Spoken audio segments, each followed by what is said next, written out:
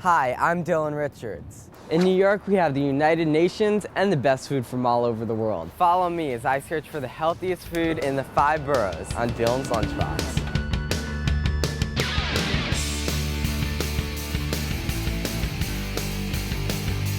More crunch. Very soon. We're going to talk about your spices. Juices of the oranges going to start to come out of it. Flagship cheese. Here's your burger. Slide the opposite leg. I'm Tanya Sokobat for Dylan's Lunchbox.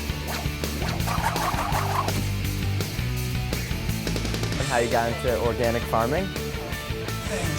About American cuisine. Who doesn't love Italian food? Chinese food is one of the oldest cuisines in the world. We're here to find out what's in your lunchbox.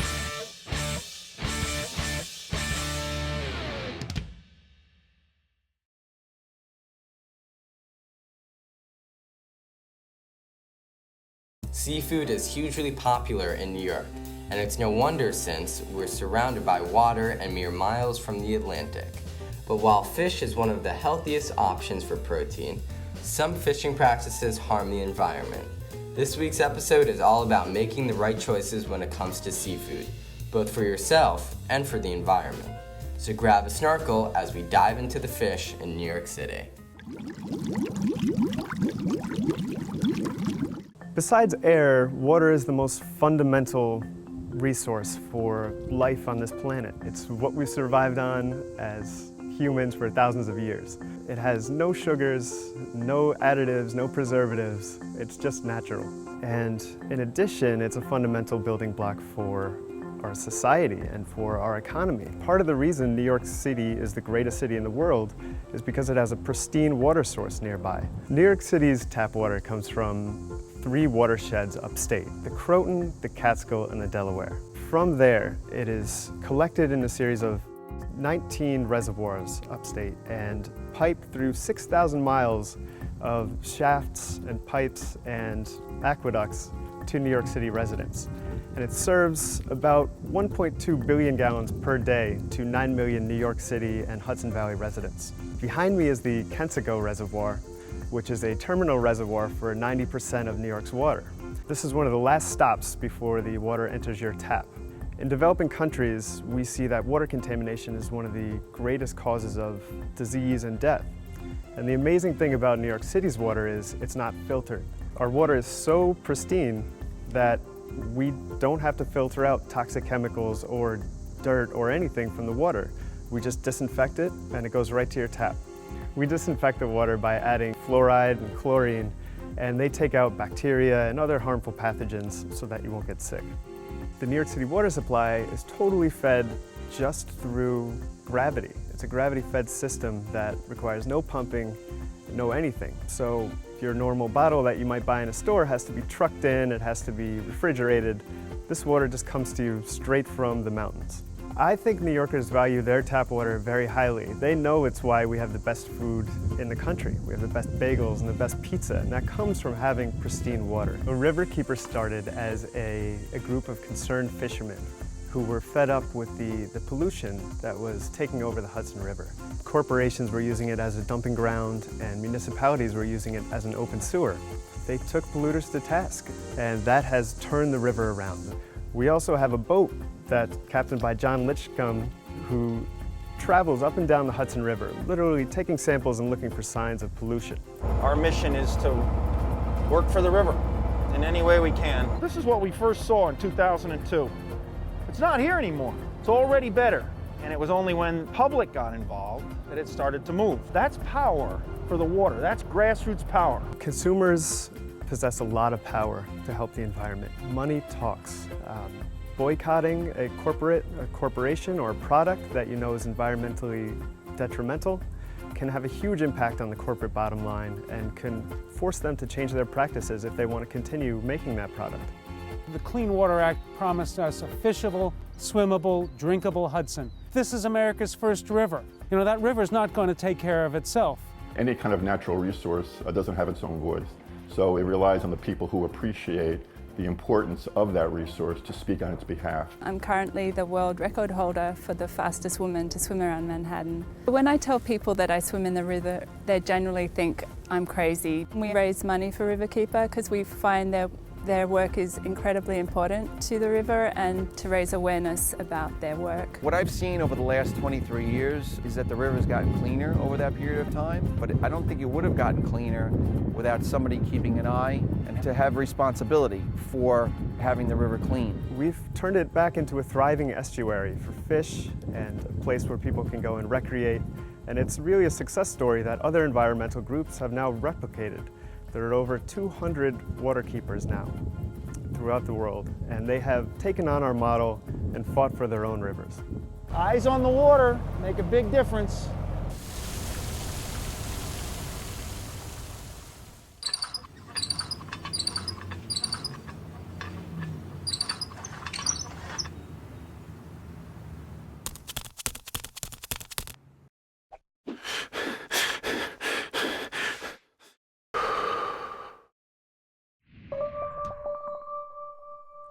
So today I'm at Pedal NYC with Amanda from Amanda Russell TV, who's going to be teaching us some great moves that you can not only do at home, but at the gym.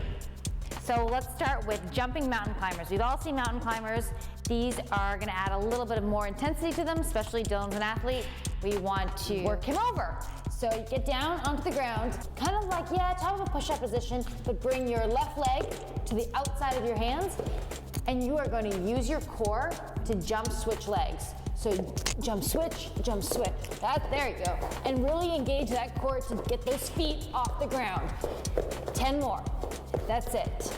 6, 5, 4, 3, 2, and 1. Stand back up.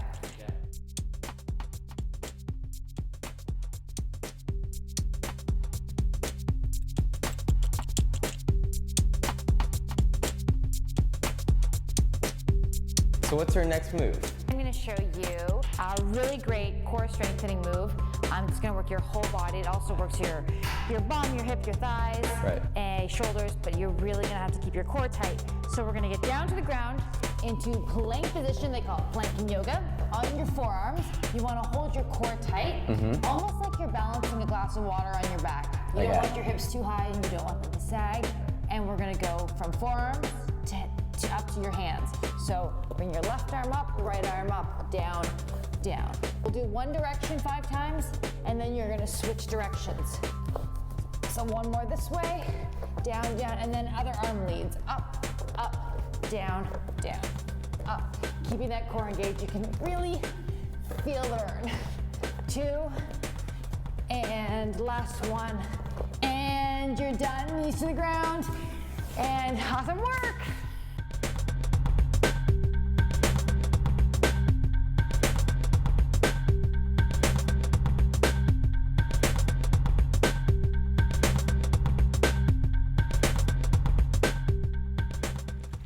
Fish are rich in omega-3 fatty acids. These acids are necessary for human health and are very important when children are developing. Because these studies have shown that omega-3s lower the risk of heart disease, cancer, and arthritis, the American Heart Association recommends eating fish at least 2 times a week. Who knew that omega-3s could be mega delicious?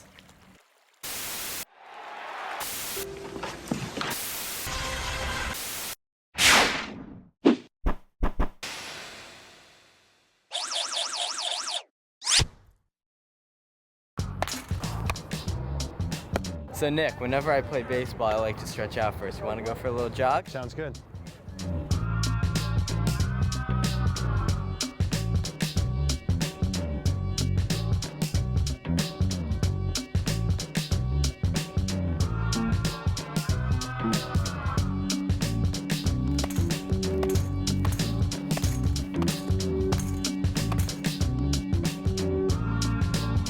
Great baseball workout, but I'm thirsty. All right, well, I got the perfect thing for you. Now that was a great training session, but I need to hydrate to get back out there tomorrow. What do you think I should do? Well, I have the perfect thing for you. Have you heard of Chia Seeds? I've heard of them, but I don't know much about it. Well, they're really great for hydration. They actually absorb 9 to 12 times their weight in water. Wow. So they're very hydrophilic, and they're tasteless. So you can mix them with any juice. You're also getting a complete protein. You're getting antioxidants, you're getting the highest plant-based omega-3s, and you're getting a great source of fiber. Wow, it just tastes like the juice. So the history is pretty interesting. It dates back to Aztec times. And the Aztecs used to use it as their form of sustenance. Very easy to carry. All they do is carry a little pouch with them, and they can mix it with water, and it becomes a very nutrient-dense fuel for them, sustain them on their long runs. Ray Rice uses chia seeds. Could you tell me about that? Yeah, it was great. He was quoted in the Wall Street Journal, and he says he uses it every day as his go-to source of energy. I think I might just start using it for baseball. I think that'd be a great idea. So what are the nutrients in chia seeds? So we like to call it the Big Four. They're actually a complete protein. You don't find that very often in the plant-based world. It has all essential amino acids. It's a great source of fiber. It actually, 1 tablespoon contains 18% of your daily fiber load. A great source of antioxidants, actually comparable to blueberries on a gram-for-gram basis. And it's the highest plant-based omega-3 source on a gram-for-gram basis. It's also a very good source of calcium, magnesium, zinc. So it's almost like nature's one a day. So do chia seeds need to be refrigerated, or could I just throw it in my baseball bag on the go? They're comparable to flax in nutrient density, but they don't need to be ground. They don't need to be refrigerated. You can actually, the shelf life's 3 to 5 years. So you can keep them just in a bag and then mix it in with any drink, and off you go. So are the chia bars comparable to protein bars? They're not necessarily protein bars, they're more wellness bars. They're actually 4 grams of protein, there's 4 grams of fiber, and only 100 calories. Wow. There's also, the kicker is there's 1,000 milligrams of omega-3s. Is there a lot of sugar? Not a lot of sugar, only 5 grams of sugar. Wow. No matter what you do, the chia is great to bring along, whether it's for me playing baseball or anyone else. So thanks for the workout, and more importantly, the chia seeds. Great. There's something fishy going on in fish, and it's mercury. Mercury is a toxin that comes from coal power plants. Mercury from the power plants go into the water, then it gets absorbed by the algae and goes into the bodies of the fish when they eat the algae. Especially if you're a pregnant mother or you have a small child, try to avoid fish at the top of the food chain like swordfish, tilefish, and shark. These fish have large amounts of mercury because they eat lots of small fish with mercury. Smaller fish like salmon, tilapia, and shellfish have lower amounts of mercury, and the lower the amount of mercury, the better you will feel. Hi, my name is Sari Safer, reporting live on the streets of New York during lunch hour. We're here to find out what's in your lunchbox. So what did you order for lunch today? I had Chipotle. And why did you choose Chipotle? It's all fresh ingredients and you can get healthy options, choose what you want.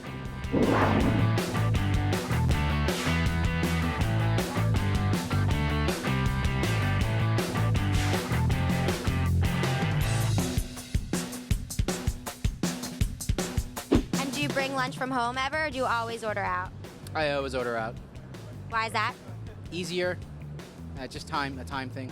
So what did you order for lunch today? I ordered the chicken tacos from Domo Taco. I was first intrigued by the picture of the taco, and that's why we came over.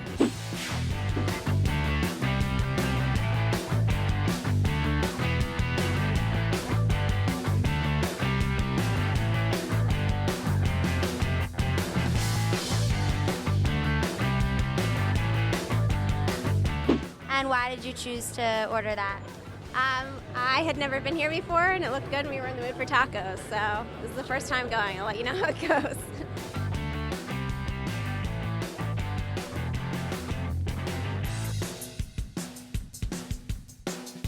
And do you ever bring lunch from home, or do you always order out? I usually bring lunch from home, I would say. I order out only on days when I forget to make lunch. Do you ever bring lunch from home? Yeah, I bring home lunch from home more often than not, but it's kind of nice to get out too.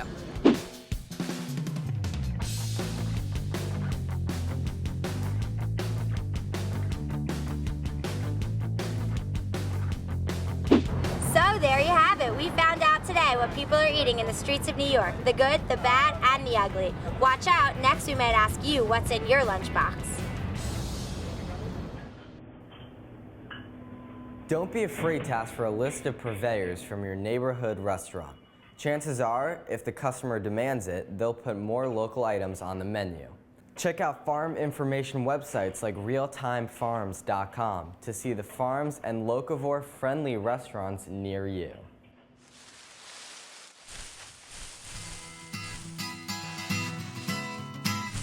Hi, I'm Stephanie Sachs. I'm a culinary nutritionist. I'm a chef with a master's in nutrition, and I'm a certified nutrition specialist. And I'm here today to speak with you about herbs and spices. Specifically, basil. It can grow year-round. It's incredibly aromatic, brings delicious flavor to food. Its medicinal qualities are many, one of which I'd like to focus on, which is its antibacterial properties. We don't think of drinking basil tea or taking basil tinctures, but what we do want to think about is how do we incorporate it into our food. Today, we're going to make a basil pesto. I do it in a bit of an untraditional way because I use miso, which is fermented soybean paste, instead of cheese, which is typical, and pine nuts here as well. If you're not using pine nuts, you can use slivered almonds, which are a lot less expensive. Some olive oil, and some fresh garlic.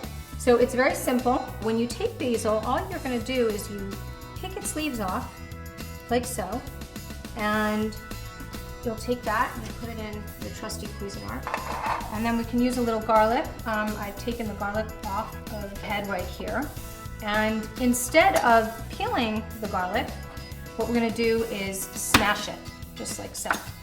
And you can just peel the skin off very easily. You don't have to chop it because it goes right into a Cuisinart. And we're gonna pick some basil, just like so. And this basil has been cleaned. So we put our basil in the Cuisinart. And one of the things I love about pestos is that you can eat them as dips with crackers or with vegetables. You can also marinate meats in the pesto. It's great to put into pastas and rices, mixing with any kind of grain to give it incredible flavor. And it's great to bring into your diet in any way that you can because of its medicinal properties. Like most herbs and spices, they all have healing properties. Okay, so we're gonna put some miso in, just like so. And we'll put our pine nuts, put our olive oil in. My motto is that you can always add more. So I like to start off with a little bit and taste and see how something goes. So here we go. Normally you would also put salt into a pesto, but because the miso happens to be quite salty, I don't add salt. We'll mix this around a bit here. Add a teeny bit more olive oil. Now let's give this a taste. Get some cracker, dip it in. Perfect. So enjoy your basil pesto.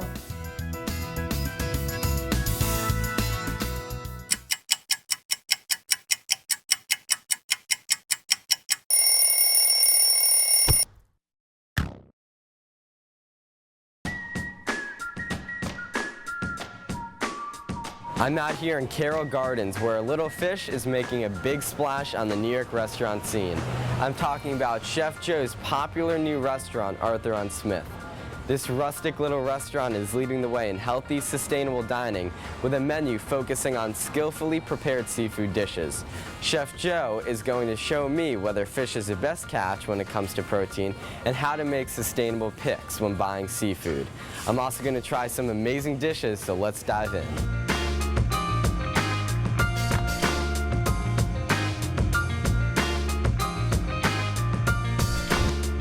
So can you quickly tell me about your new restaurant? New restaurant is called Arthur on Smith. Arthur was my father's name. Third generation chef in New York City. My grandmother, my father, and myself. So we named the restaurant Arthur to pay homage to my heritage, my background. Here at Arthur, we focus on local produce, sustainable seafood, and organic and humanely raised meats. So is seafood high in protein? Seafood's very high in protein. It's one of the best sources of protein you can have. It's also low in fat, right? Absolutely, and omega-3s as well. How often do you eat seafood? I try and eat fish a couple times a week. Yeah. Is it bad to eat fish too much? Certain fish can have high levels of mercury in it, right. So you have to avoid consuming high amounts of those particular types of fish, but for the most part, a fish diet on a regular basis is a healthy choice. How does Arthur on Smith stay sustainable? As far as seafood goes, we follow guidelines from the Blue Ocean Institute and also Monterey Bay Aquarium. They release reports that allow us to help make conscious decisions about the seafood choices on our menu. So is seafood seasonal? Absolutely. A perfect example is soft-shell crabs in the summer. You only have them in the summer because that's the season. Why is it important to make sure you're buying sustainable seafood?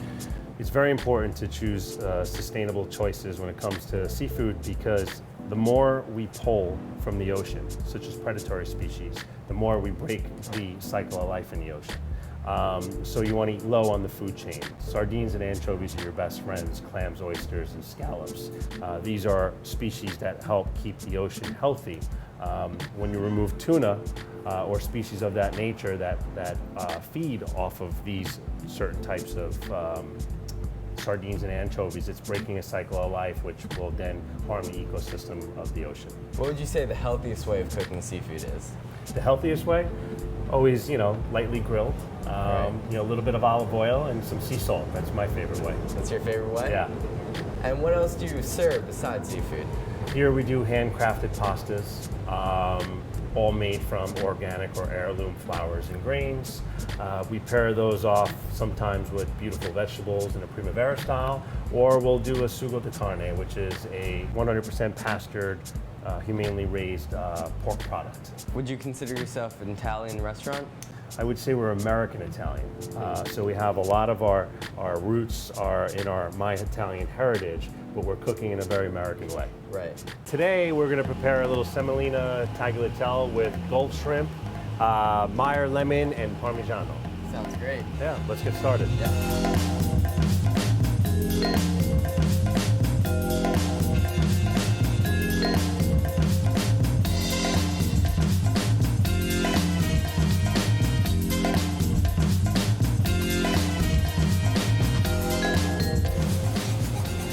Shrimp. These are Gulf shrimp from New Orleans, Louisiana. A little bit of cream. This cream is from Battenkill Farms. Some of the best cream you'll find in the Hudson Valley. We're going to hit it with some Parmesan cheese. And then lastly, we have some Parmigiano breadcrumbs. A little bit of this, a little finish for texture. And then you can drizzle some Meyer lemon oil over the top of it. I hope you're hungry. I am. All right, let's go eat. The fresh shrimp, the fresh noodles, the Meyer's lemon, and the breadcrumbs really make this dish amazing. Hey. Hey. Next course. Wow, what is this? We have a Barnegat Light Sea Scallop Crudo served with some grapefruit, sea urchin, and lardo. Barnegat Light is in New Jersey, and sea scallops are a very sustainable choice when it comes to seafood. What inspired you in becoming a chef? This is what my family's done for 3 generations. I'm a 3rd generation New York City chef. My grandmother, my father, myself. So it's kind of in my blood. I have another restaurant on the East End of Long Island in Bridgehampton called South Fork Kitchen, which is a strictly sustainable seafood and local produce only type of concept, which also off the heels of that inspired Arthur here in Carroll Gardens, Brooklyn.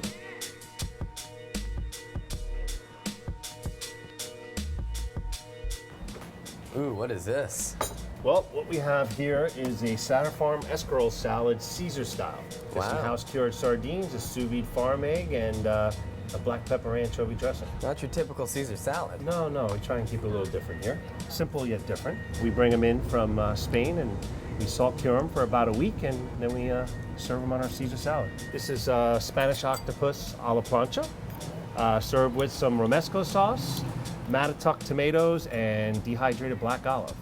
All right, Dylan, your last dish. Tell me about it. You have a crispy soft-shell crab.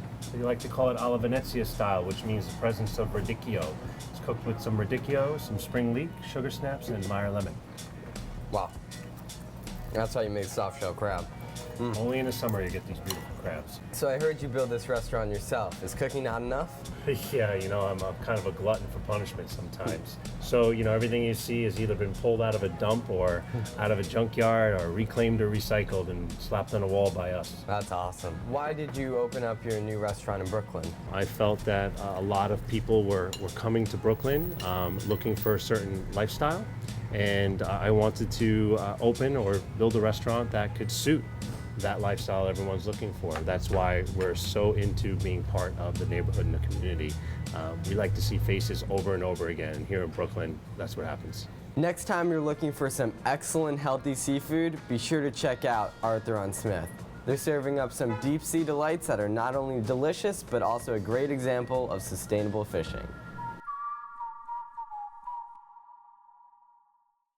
Thanks for joining us on this week's episode of Dylan's Lunchbox. We learned all about where to find fresh fish and took you to Arthur-on-Smith, one of the most popular new restaurants in Carroll Gardens, a place where you're sure to find some great seafood. Be sure to join us again for another episode of Dylan's Lunchbox.